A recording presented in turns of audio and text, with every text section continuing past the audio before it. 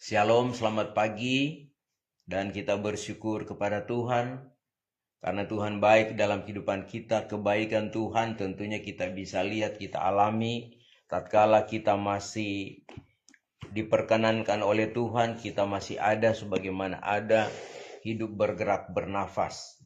Saudara, semua adalah anugerah Tuhan yang tidak dapat kita balas dengan apapun juga. Selain apa yang ada di dalam kehidupan kita persembahkan kepada Tuhan. Kita akan belajar sama-sama kebenaran firman Tuhan pada pagi hari ini. Firman Tuhan saya akan ambil di dalam kitab Pengkhotbah. Pengkhotbah pasal yang ke-7 ayat yang ke-14 atau Al-Khatib dalam terjemahan lama, Al-Khatib pasal 7 ayat yang ke-14. Firman Tuhan demikian. Pada hari mujur bergembiralah, tetapi pada hari malang ingatlah bahwa hari malang ini pun dijadikan Allah seperti juga hari mujur, supaya manusia tidak dapat menemukan sesuatu mengenai masa depannya. Saudara, saya ingin membacakan di dalam Alkitab terjemahan firman Allah yang hidup, ya. Firman Allah yang berkata demikian, ya. Firman Allah yang hidup. Nikmatilah kemakmuran kapan saja engkau diberi kesempatan untuk menikmatinya.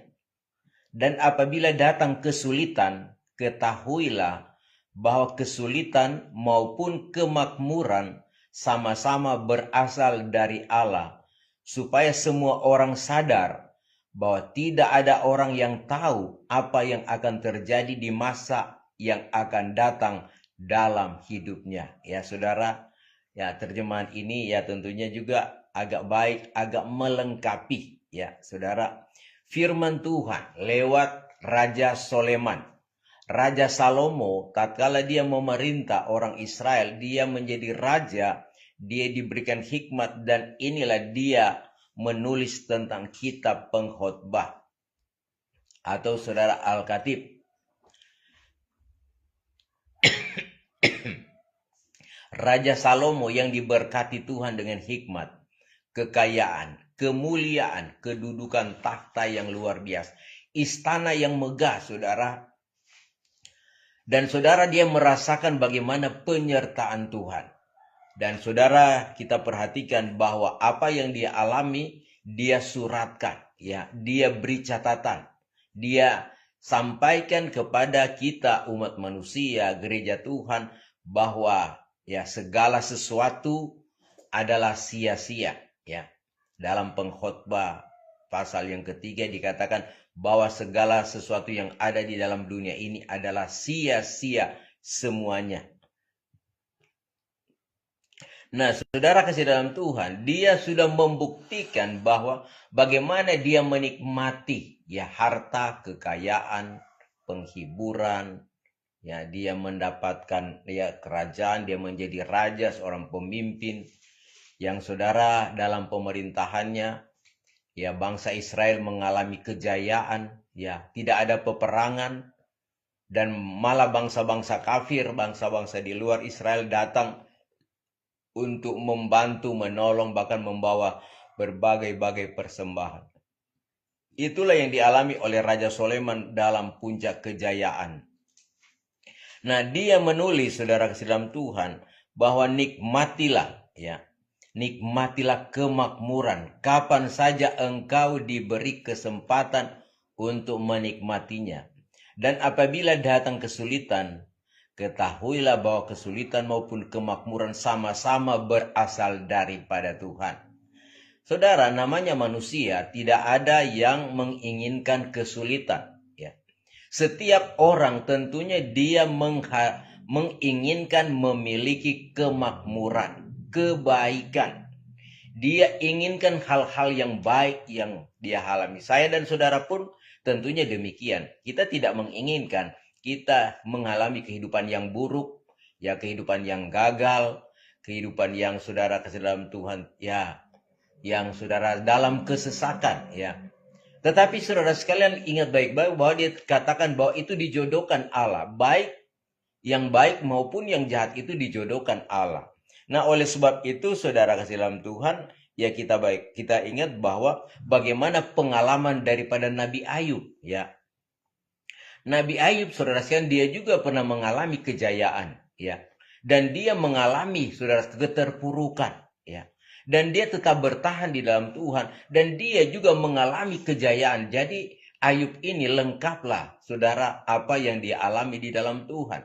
Awalnya dia diberkati oleh Tuhan. Kemudian saudara sekalian dalam proses Tuhan izinkan iblis ya menghancurkan kehidupannya, mengambil hartanya anak-anak, bahkan harta kekayaan. Dan dia mengalami kesusahan, sakit, penyakit. Tetapi kemudian dia tetap bertahan kepada Tuhan dan Tuhan mengembalikannya, ya saudara. Dan kita memperhatikan ya, mari kita akan membaca dalam Ayub pasal yang kedua.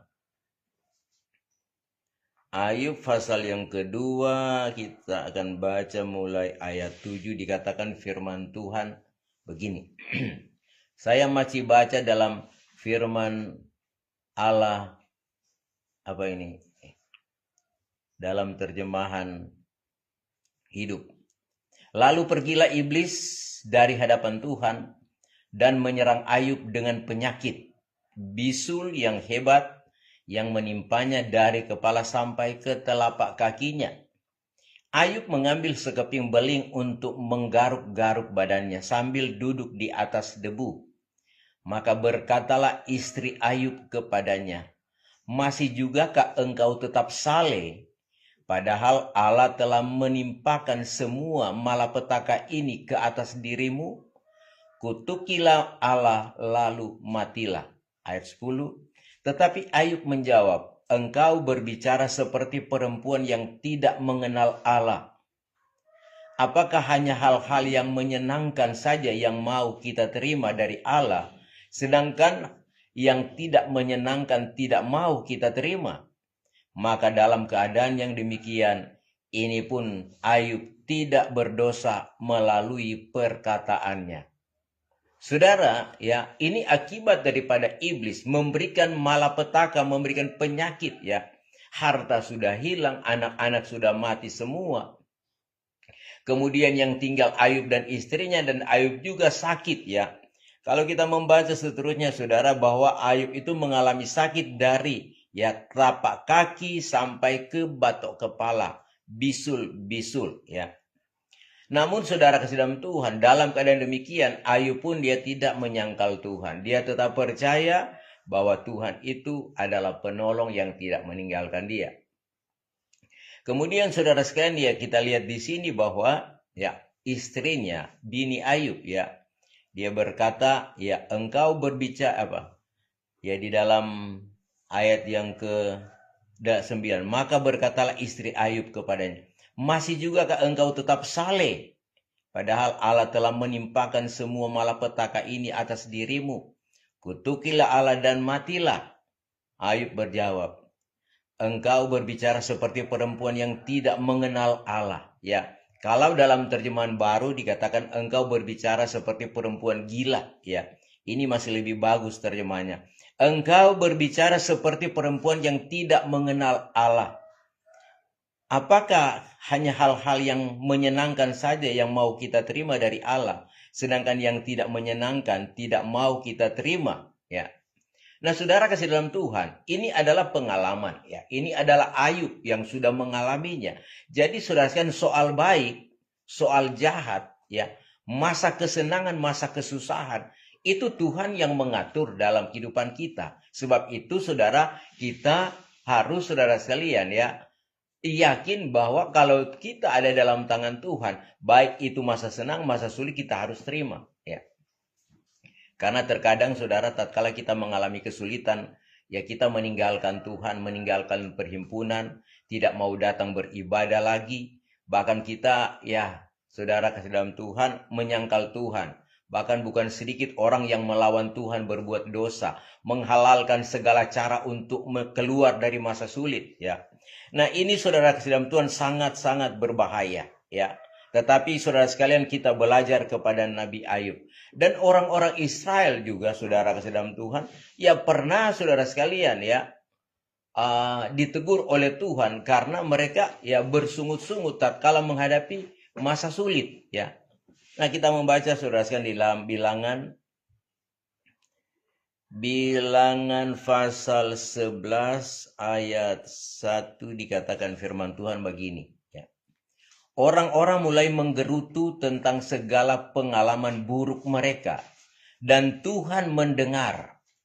Murka Tuhan menyala-nyala terhadap mereka karena gerutu mereka itu. Lalu berkobarlah api Tuhan dan membinasakan orang-orang yang ada di ujung terjauh perkemahan itu. Coba baca dalam terjemahan baru. Pada suatu kali bangsa itu bersungut-sungut di hadapan Tuhan. Pada suatu kali bangsa itu bersungut-sungut di hadapan Tuhan. Tentang nasib buruk mereka. Tentang nasib buruk mereka. Dan ketika Tuhan mendengarnya. Ketika Tuhan mendengarnya. Bangkitlah murkanya. Bangkitlah murkanya. Kemudian menyalakan api Tuhan di antara mereka. Dan Tuhan menyalakan api di antara mereka. Dan merajalela di tepi tempat perkemahan. Iya, saudara, merajalela di tempat perkemahan. Ya, kalau mereka bersungut-sungut, saudara, ya, maka Tuhan akan murka, Tuhan akan turunkan api, ya, dari langit untuk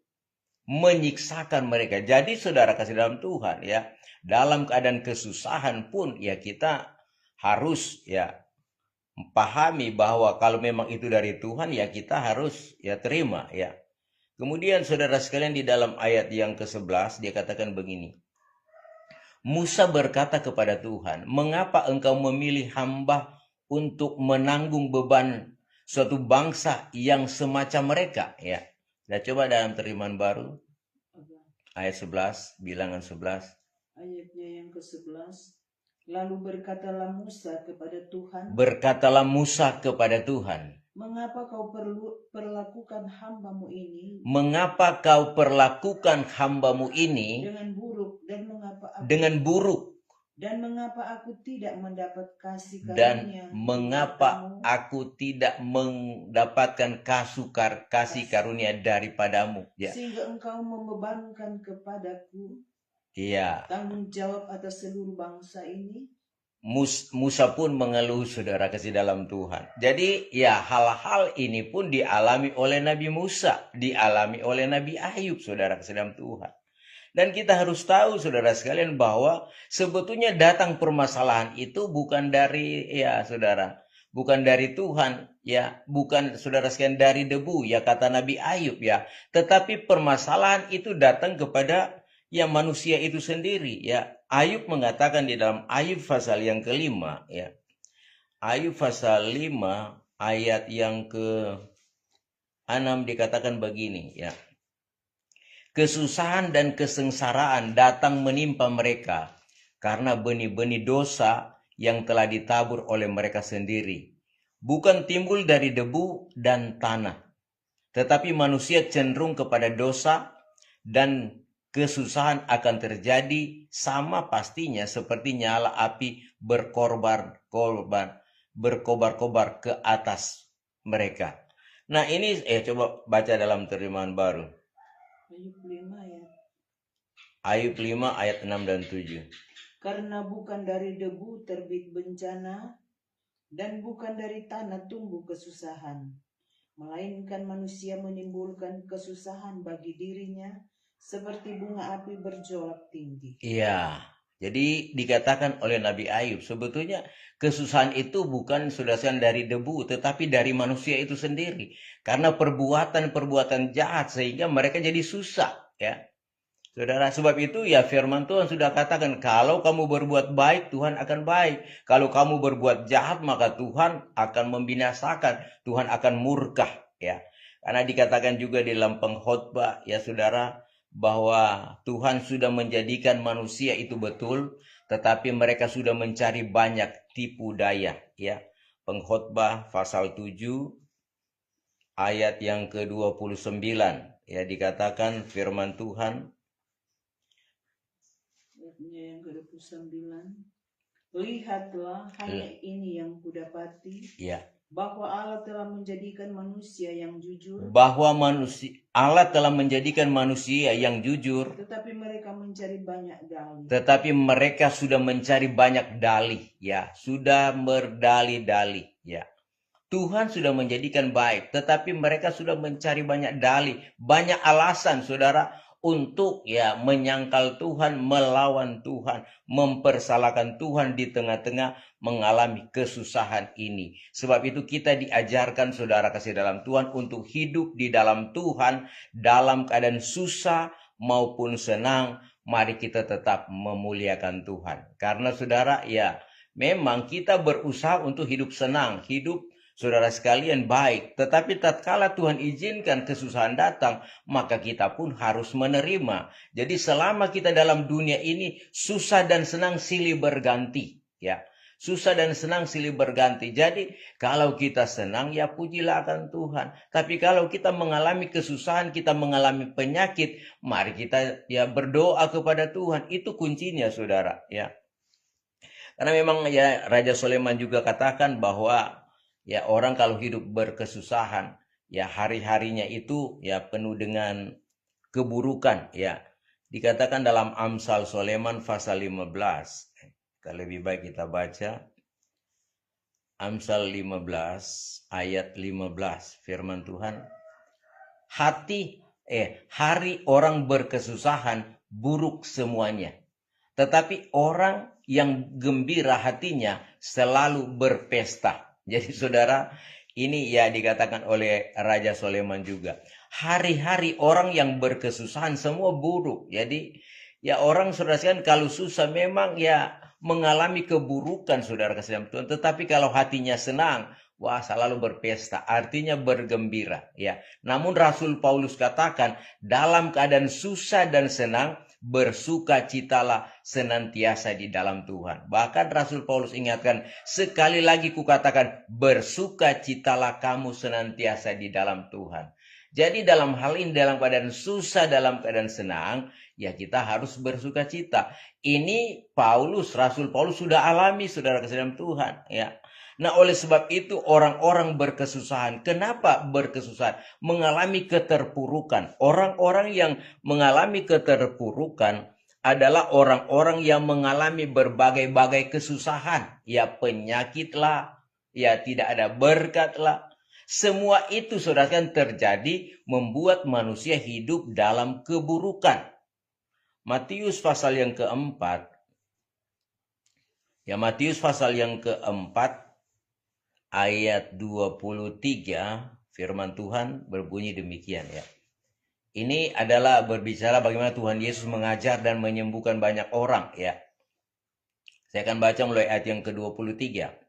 Yesus pun berkeliling di seluruh Galilea, ia mengajar dalam rumah-rumah ibadat dan memberitakan Injil Kerajaan Allah serta melenyapkan segala penyakit dan kelemahan di antara bangsa itu. Maka tersiarlah berita tentang dia di seluruh Syria dan dibawalah kepadanya semua orang yang buruk keadaannya. Jadi dibawa kepadanya orang yang buruk keadaannya, yang menderita berbagai penyakit dan sengsara, dan yang kerasukan setan, yang sakit ayan, dan yang lumpuh. Lalu Yesus menyembuhkan mereka. Maka orang banyak berbondong-bondong mengikuti dia.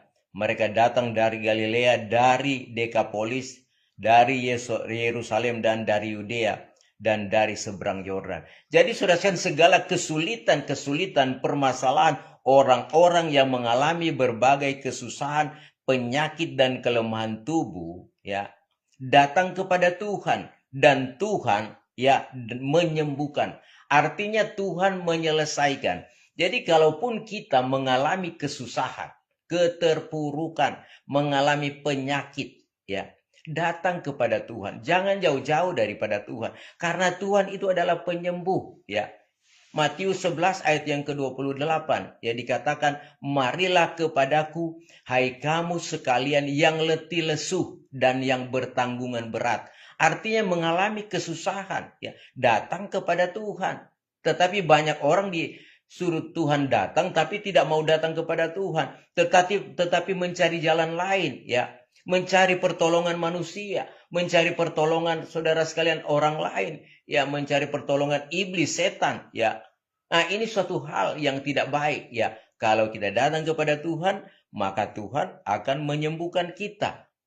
Nah, saudara kasih dalam Tuhan, ada di Alkitab, cerita di Alkitab, ya saudara sekalian, bagaimana orang yang sakit, ya. Sakit sudah 12 tahun, dia sakit pendarahan, kemudian dia sudah datang kepada tabib, artinya orang-orang untuk mendapatkan kesembuhan. Berbagai tabib dia datang, dan kuncinya di sana hartanya habis, ya. Uangnya habis, harta habis, tetapi penyakitnya tidak sembuh. Nanti dia datang kepada Tuhan, baru sembuh. Nah, ini Tuhan mengingatkan kita.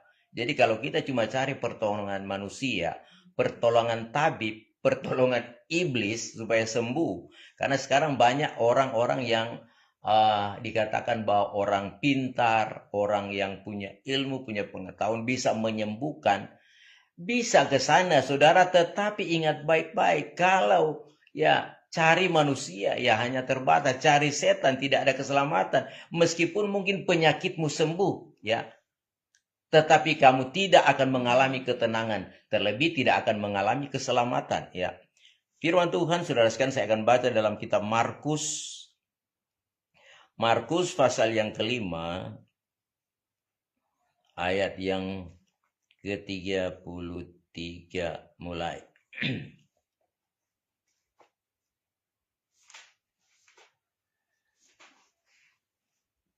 Markus 5 ayat 25, ya.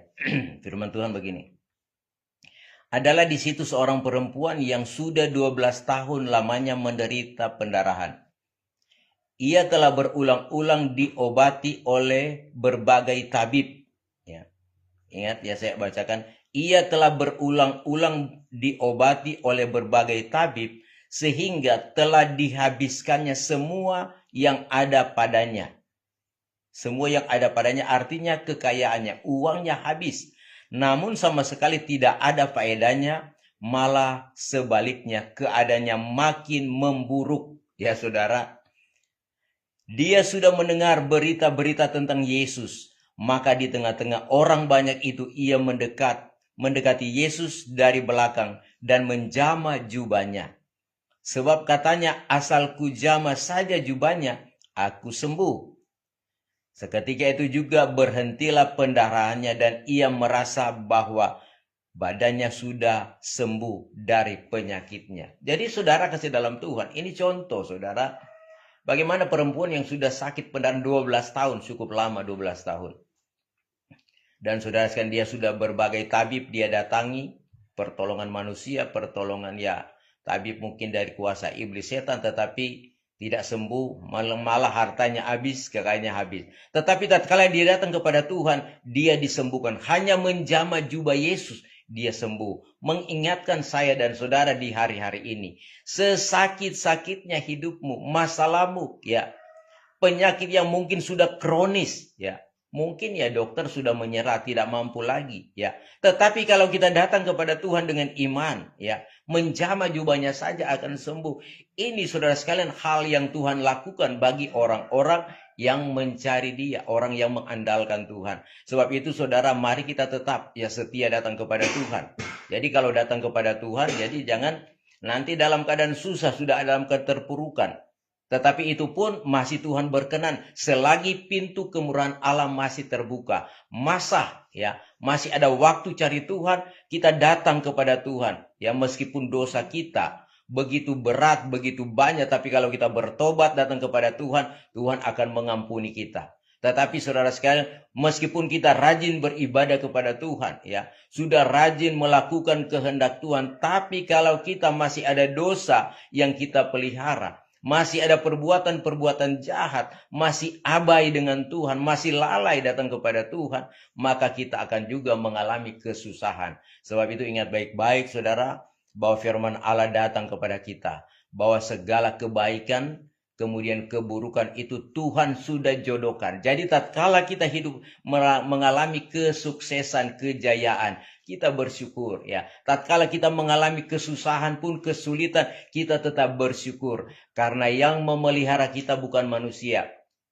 Yang memelihara kita adalah Tuhan. Sebab itu saudara, hanya Tuhan pengharapan kita. Mau sukses, berharaplah kepada Tuhan. Ya, mau berhasil, mau mengalami ketenangan dalam hidup, carilah Tuhan. Ya, karena dikatakan oleh Raja Daud, hanya dekat Allah saja aku tenang. Hanya dengan Tuhan saja kita mengalami ketenangan, kedamaian, bahkan Roh Kudus itu yang akan menyertai kita, menolong kita, sehingga kita mengalami damai dan sejahtera. Puji Tuhan, ini firman Tuhan. Dan kita akan masuk pada doa dan penyembahan.